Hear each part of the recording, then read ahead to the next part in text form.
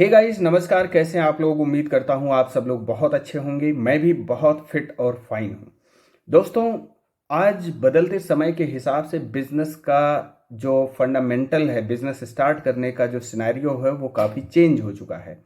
तो उसी के ऊपर हम आज थोड़ी सी यहाँ पे बात करेंगे और कुछ हम बताना चाहेंगे आप लोगों को कि कोई भी बिजनेस शुरू करने के लिए जब आप बैंक से फंडिंग के लिए जाते हैं, यानी कि प्रोजेक्ट रिपोर्ट वगैरह के माध्यम से आप फंडिंग के लिए जब अप्रोच करते हैं बैंक को, तो आपकी प्रोजेक्ट रिपोर्ट किस तरीके से बनी हुई होनी चाहिए और किस तरीके से वो प्रोजेक्ट रिपोर्ट डिजाइन होनी चाहिए। डिजाइन का सेंस यहाँ पे रंग बिरंगे से नहीं है। डिजाइन का मतलब ये है कि जो उसमें डेटा होना चाहिए वो किस तरीके से डिजाइंड होना चाहिए। वेल सेटल्ड डेटा एक प्रोजेक्ट रिपोर्ट में किस तरीके से होना चाहिए, तो उसके ऊपर हम बात करेंगे।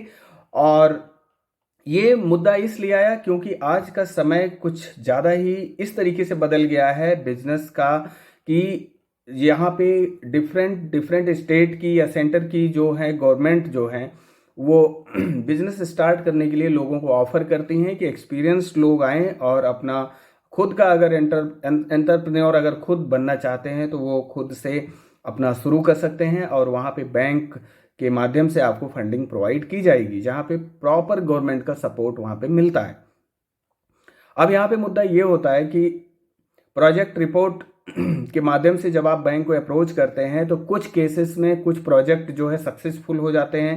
कुछ प्रोजेक्ट रिपोर्ट सक्सेसफुल हो जाते हैं और उन पे फंडिंग हो जाती है, लेकिन कुछ प्रोजेक्ट रिपोर्ट वहाँ पे फेल हो जाते हैं जो डस्टबिन में डाल दिए जाते हैं और उस पर कोई सुनवाई नहीं होती है।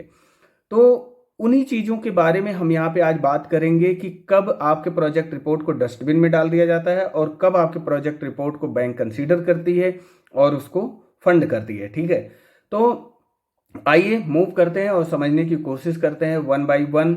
और उससे आप अवेयर होंगे पूरी तरह से कि एक प्रोजेक्ट रिपोर्ट जो बनेगी वो किस तरीके से बनेगी। और हमेशा ध्यान रखिए, जब भी आप प्रोजेक्ट रिपोर्ट बनवाइए आप किसी प्रोफेशनल की हेल्प से ही बनवाइए।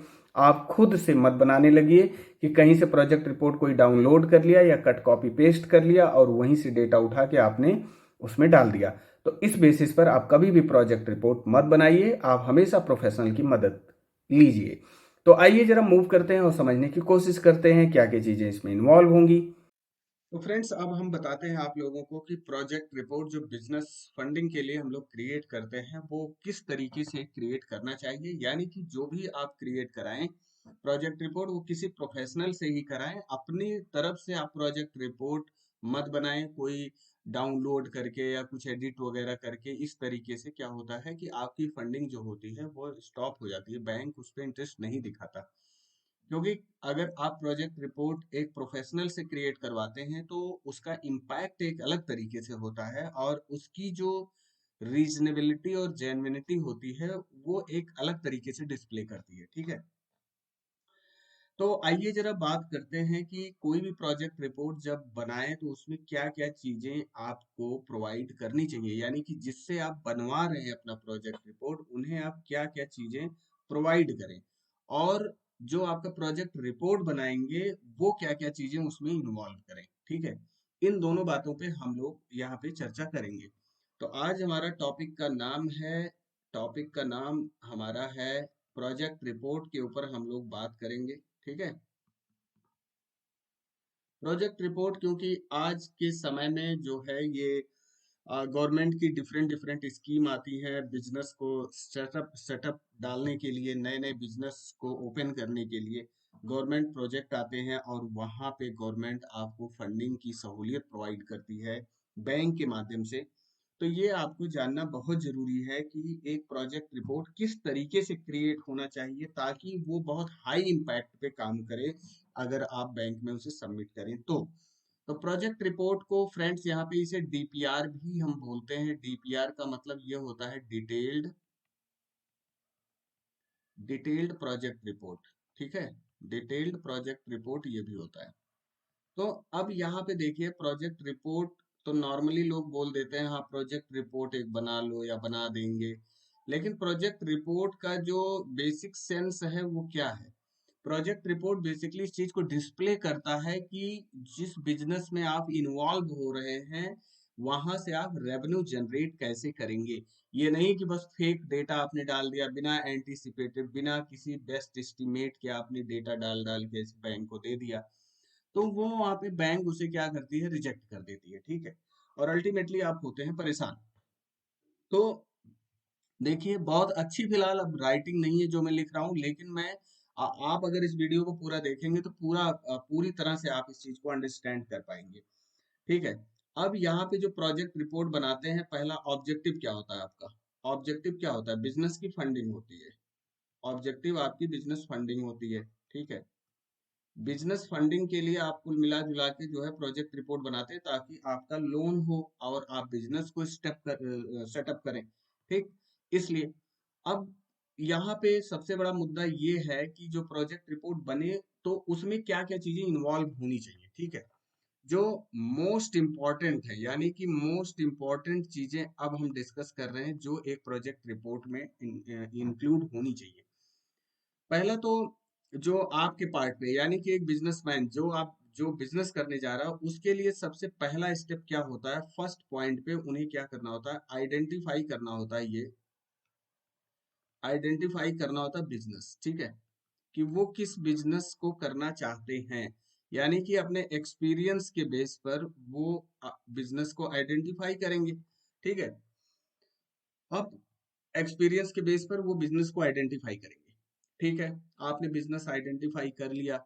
अब सवाल ये है कि मान लीजिए आप जा रहे हैं कोई निटिंग के बिजनेस में, निटिंग के बिजनेस में जा रहे हैं, या डेयरी बिजनेस में जा रहे हैं, ठीक है, या कोई और मशीन वगैरह के माध्यम से अगर कोई काम आप करना चाहते हैं तो उस काम में आप जा रहे हैं। सपोज स्पाइस वगैरह बनाना चाह रहे हैं। आप जिस भी बिजनेस में जा रहे हैं, आप पहले तो आइडेंटिफाई करो क्या इस बिजनेस में आप सुटेबल और फिट बैठते हो कि नहीं बैठते हो, ठीक है। या किसी के कहने पे ऐसे काम मत करो, ठीक। पहले तो अपने आप को आप जज करिए, अपने आप को आइडेंटिफाई करिए कि क्या उसके लिए सुटेबल आप हैं या नहीं है, ठीक। तो आइडेंटिफाई करना पहला काम है आपका। दूसरा काम आपका ये सोचना है, चूंकि आपको उस फील्ड में अगर एक्सपीरियंस है तो आप ये जरूर सोच पाएंगे कि आपके बिजनेस का जो है स्केल क्या होगा, स्केल ऑफ इकोनॉमी, ठीक है। स्केल ऑफ इकोनॉमी क्या होगा, यानी कि अल्टीमेटली अगर हम बात करें तो कितने स्केल पे आप बिजनेस को करना चाहते हैं। अब बिजनेस को स्केल ऑफ इकोनॉमी का मतलब यहाँ पे हो गया कुल मिला के कैपिटल कॉस्ट कितनी लग रही है, यानी कि आपके बिजनेस में जो पूंजी है वो कितनी लग रही है, कैपिटल कॉस्ट, ठीक है। तो कैपिटल कॉस्ट सबसे ज्यादा जरूरी है यहाँ पे समझना, क्योंकि इसी कैपिटल कॉस्ट को मीट करने के लिए आप बैंक को अप्रोच कर रहे हैं, ठीक है, क्योंकि आपके पास पैसे नहीं उतनी ज्यादा। तो यहाँ पे कैपिटल कॉस्ट का बहुत तरीके से आपको बेस्ट एस्टिमेट करना पड़ेगा, ठीक। ओके। अब कैपिटल कॉस्ट में जो है क्या क्या चीजें इन्वॉल्व होंगी। अब इसमें इन्वॉल्व होगा आपका कि मशीन कौन सी लगेगी, ठीक, मशीन कितने की आएगी, मटेरियल क्या लगेगा और कितने का आएगा, ठीक है। और तीसरा आपका इसमें मैन पावर कितनी आवश्यकता पड़ेगी। तो यहाँ पे ट्रिपल एम इसे कह सकते हैं, 3M, ठीक है। यानी कि मशीन, मटेरियल और मैन पावर। तो इन तीन फैक्ट्स पे आपको सोचना पहले जरूरी है। देखिए, आप एक बिजनेस एंटरप्रेन्योर होने जा रहे हैं, यानी कि एक एंटरप्रेन्योर बनेंगे, तो इन चीजों के बारे में आपको प्रॉपर अंडरस्टैंडिंग होनी चाहिए, प्रॉपर जानकारी होनी चाहिए इस चीज की, ठीक है। अब आप बेग सा किसी के कहने पे आप चले गए, आपने उस बिजनेस के बारे में एनालिसिस एनालिसिस नहीं किया, प्रोज कॉन्स नहीं समझे, रिस्क रिवार्ड नहीं समझे, कंपटीशन नहीं समझा आपने मार्केट में क्या है, आप चले गए, तो वहां पे फेल्योर होने के चांसेस ज्यादा होते हैं, ठीक है। अब अगला मुद्दा जो तीसरे पॉइंट पे आपको सोचना है, बहुत ब्रीफ में मैं चल रहा हूँ, तीसरे पॉइंट पे आपको जो है एक प्रोफाइल डिटेल क्रिएट करनी है आपकी, अपनी एक प्रोफाइल डिटेल आप बनाएं। यानी कि जो एप्लीकेंट है, जो अप्लाई करने जा रहे हैं, उनकी जो है एक प्रोफाइल डिटेल प्रॉपर होनी चाहिए। प्रोफाइल डिटेल में लाइक जैसे उनका कुल मिला जुला के अगर हम कहें तो नाम है, नेम है, एड्रेस है ना, नेम एड्रेस, अगला डेट ऑफ बर्थ हो गया, नेक्स्ट उनकी एडुकेशन हो गई, ठीक है। एडुकेशन तो बहुत ज्यादा जरूरी है, क्योंकि बैंक इस चीज को भी इम्फेसाइज करता है कि आप पढ़े लिखे कितने हैं। ठीक है, मैं जिसको पैसे दे रहा हूँ, यानी कि बैंक ऐसा सोचती है कि मैं जिसको पैसा दे रहा हूँ वो कितना इन चीजों के बारे में कितना वो समझते हैं। ठीक है, अगला एक्सपीरियंस है आपका कि जिस काम को करने जा रहे हैं आप, बैंक जरूर ये कंसीडर करेगा कि उस काम के बारे में आपको एक्सपीरियंस कितना है। ये बात जान लीजिए, आप बिना एक्सपीरियंस के वो बैंक आपको फंडिंग नहीं करेगा। आपसे वो जरूर एक बार जानना चाहेंगे आपको इस फील्ड की कितनी एक्सपीरियंस है। ठीक है, तो ये चीज हो गई। अब चलो ठीक है, ये सारा मेंशन कर दिया आपने। अब जो फोर्थ पॉइंट पे आपको सोचना है, फोर्थ पॉइंट, अब ये तो हो गया आपके पार्ट पे। ठीक है, ये आपको इतना पहले सोचना है। अब इसमें अब अगला काम आता है यहाँ पे, जो प्रोफेशनल, जिस प्रोफेशनल से आप बनवाएंगे प्रोजेक्ट रिपोर्ट, उनका काम क्या होगा। वो प्रोफेशनल क्या करेंगे, आपकी ये सारी बातों को सुनेंगे, आपकी सारी बातों को समझेंगे। उसके बाद वो क्या करेंगे, वो उस तरीके से एक सिस्टमैटिक रेवेन्यू जनरेशन प्लान बनाएंगे। ठीक है, systematic revenue generation plan, SRGP एक क्रिएट करेंगे। ठीक है, सिस्टमैटिक रेवेन्यू जनरेशन प्लान एक बनाएंगे कि आप जो पैसा कमाओगे बिजनेस से वो इस तरीके से कमाओगे। यानी कि एग्जाम्पल के लिए अगर हम बात करें, तो आप मैन्युफैक्चरिंग जो भी करोगे, सपोज वो इतनी क्वांटिटी करोगे, ठीक है, इस रेट पर बिकेगा, ठीक है, इतना पैसा आएगा। ठीक, अब उसमें इतना लेबर को चला जाएगा, इतना मटेरियल में चला जाएगा, कुछ एक तरीके से इसको एक समरी रिपोर्ट बनाएंगे। एक तरीके से ये समरी रिपोर्ट होती है। ठीक है, समरी रिपोर्ट होती है। अभी तो डिटेल तो बनाना ही है, समरी रिपोर्ट एक तरीके से ये बनेगी, जो समरी रिपोर्ट एक झलक में, मतलब बर्ड आईज में ये आपको डिस्प्ले कर देगी, यानी कि बैंकर को डिस्प्ले कर देगी कि अच्छा इस तरीके से आप काम करेंगे। ठीक है, तो ये बात यहाँ पे आ जाती है। तो देखिए, समरी बनाना उसकी बहुत ज्यादा जरूरी है। डिटेल तो ठीक है, डिटेल के साथ साथ एक समरी भी उसकी होनी चाहिए, क्योंकि समरी को ज्यादा लोग प्रिफर करते हैं, वहां से चीजें आराम से अंडरस्टैंड कर पाते हैं। क्योंकि डिटेल्ड जब कोई पढ़ता है तो बहुत ज्यादा हेक्टिक सा हो जाता है, राइट। अब उसके बाद जो है, अब प्रोफेशनल की जो पहली ड्यूटी थी आपकी, ये हो गया सिस्टमैटिक रेवेन्यू जनरेशन प्लान वो बनाएंगे। और सेकंड जो बनाएंगे वो बनाएंगे प्रोजेक्टेड फाइनेंशियल स्टेटमेंट। ठीक है, प्रोजेक्टेड फाइनेंशियल स्टेटमेंट वो प्रिपेयर करेंगे। ठीक है, अब प्रोजेक्टेड फाइनेंशियल स्टेटमेंट ये आपका काम नहीं है बनाना, ये प्रोफेशनल का काम है बनाना, पहले मैं बता दे रहा हूँ। ठीक है, और आप हमेशा जब भी प्रोजेक्ट रिपोर्ट या किसी भी तरीके का इस तरीके का काम करिए, किसी फंडिंग के लिए आप अप्रोच करिए, तो जरूर उनसे कंसल्ट जरूर करिए, क्योंकि नहीं तो फेल्योर के चांसेस ज्यादा होते हैं उसमें। अब प्रोजेक्टेड फाइनेंशियल स्टेटमेंट जो है ये 5 ईयर में भी बन सकता है और 7 ईयर में भी बन सकता है। ये डिपेंड करता है कि आप जब बैंक से बात करेंगे इस तरीके की फंडिंग के लिए, तो बैंक वाले आपको बताएंगे कितने साल का प्रोजेक्ट रिपोर्ट आप लेके आओ।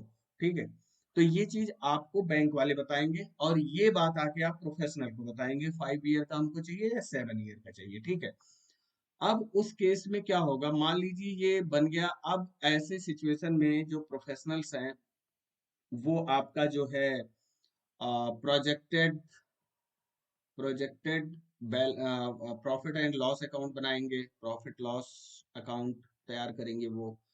प्रोजेक्टेड बैलेंस शीट आपकी बनेगी। ठीक है, बैलेंस शीट बनाई जाएगी। और तीसरा जो है, प्रोजेक्टेड कैश फ्लो स्टेटमेंट तैयार किया जाएगा। Cash flow statement, cash flow statement ये बनाया जाएगा। तो अब देखिए, अब यहाँ पे सबसे जो मेजर काम है वो यहाँ पे शुरू हो रहा है। ठीक है, ये दो मेजर काम यहाँ पे होने हैं, क्योंकि बैंक ज्यादातर इसी पे फोकस करता है। और जो आपके द्वारा दी गई आपकी एजुकेशन है, एक्सपीरियंस है, और आपका जो पर्सनल डिटेल है उसके बारे में। ठीक है, तो ये प्रोजेक्टेड कैश फ्लो स्टेटमेंट हो गया। ठीक, अब आगे जो थर्ड पॉइंट पे एक प्रोफेशनल जो काम करेंगे, वो थर्ड पॉइंट पे करेंगे कुछ रेशियो एनालिसिस वो करेंगे आपके बिजनेस का। Ratio analysis of your business, of your proposed business, जो बिजनेस आप करने जा रहे हैं उसकी रेशियो एनालिसिस वो करेंगे, ठीक है।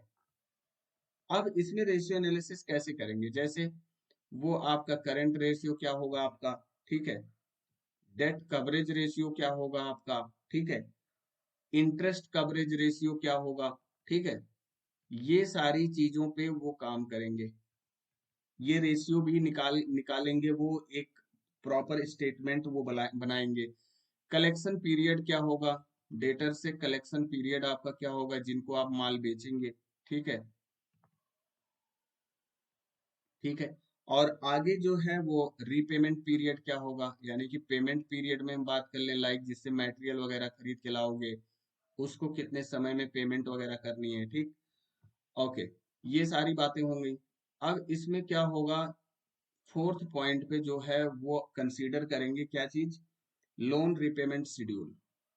लोन रिपेमेंट शेड्यूल, ये चीज हो गया। लोन रिपेमेंट शेड्यूल वो तैयार करेंगे जहां पे ये देखा जाएगा कि किस रेट पर आपको, किस रेट पर, किस इंटरेस्ट के रेट पर आपको लोन मिल रहा है।